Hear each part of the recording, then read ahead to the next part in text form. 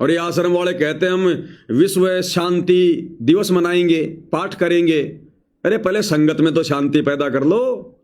घर घर में लड़ाई झगड़े हो रहे, मूड फूट रहे, राग द्वेष ईर्ष्या में सड़ रहे हो, और दुनिया को तुम शांति का पाठ पढ़ाओगे। पहले संगत में तो शांति ले आओ, अच्छे कर्म करके, मर्यादा में रह के। तुम्हारा खुद का भगवान, तुम्हारा गुरु जेल में तुमसे महादुखी, पहले अपने भगवान को तो शांत करो। अरे अपने अच्छे कर्मों से, मर्यादित भक्ति से अपने गुरु जी को तो पहले शांति में लेके आओ, प्रसन्न करो, खुश करो। वो भगवान दुखी है तुम लोगों से, और भगवान दुखी तो संसार में शांति कहां से आएगी? अब क्या है ना भाई और बहनों, इन सतलोक आश्रम वालों की शिकायतें सुन सुन के, क्योंकि आप जी विशेष संदेश में सुनते हो, गुरु जी क्या कहते हैं कि मेरे को इतना दुखी ना किया करो भाई। एक एक की नहीं सुनी जाती मेरे से, यानी इतनी शिकायतें जाती हैं संगत की लड़ाई झगड़े की, इतनी शिकायतें जाती हैं। तो गुरुदेव कह रहे कि एक एक की नहीं सुनी जाती, सुधर जाओ। और गुरुदेव कहते हैं शांति बना के रखो, शांति बना के। तो इन्होंने क्या किया, 3 दिन का पाठ शुरू करने का फैसला ले लिया कि गुरुजी अब हम शांति के लिए पाठ शुरू करेंगे।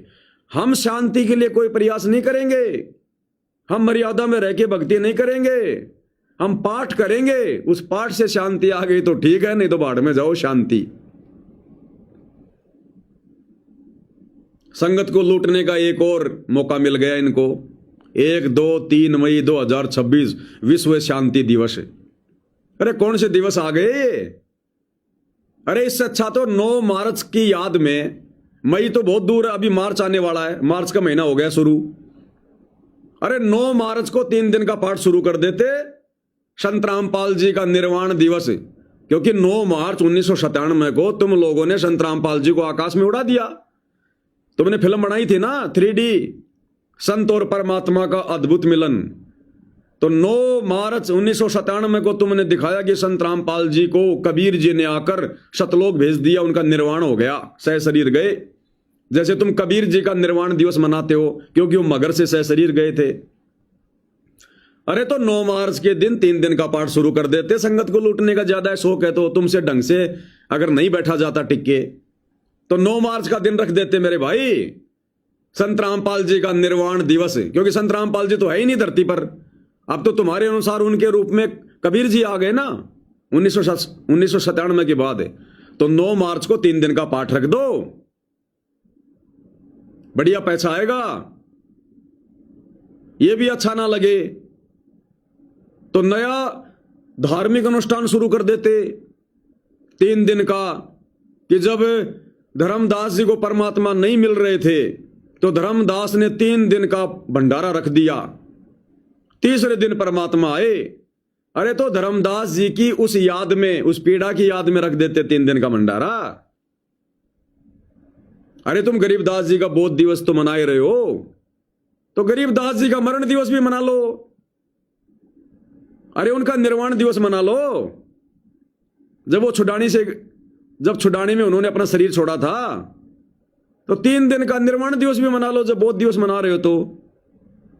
और तुम सबका मना रहे हो तो दादा गुरु जी को क्यों छोड़ दिया? अरे दादा गुरु जी का कोई जन्मदिन मना लो, कोई मरण दिन मना लो, कोई बोध दिवस मना लो, कुछ तो मनाओ दादा गुरु जी का भी।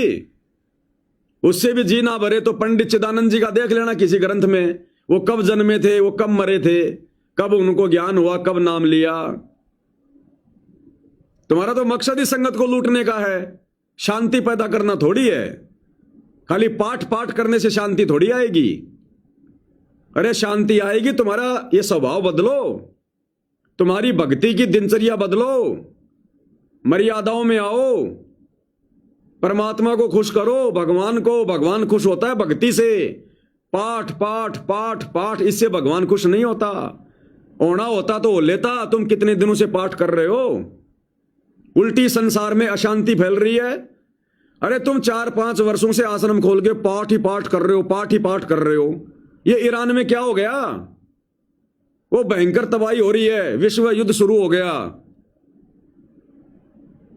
तुम्हारे पाठ करने से तो उल्टी अशांति आ गई संसार में, जबकि शांति आनी चाहिए थी। और अब तुम जितने ज्यादा पाठ करोगे उतनी ज्यादा अशांति आएगी। क्योंकि तुम पाठ करने के अधिकारी नहीं हो। अनाधिकारी आदमी पाठ करेगा, शांति के बजाय अशांति उत्पन्न होगी।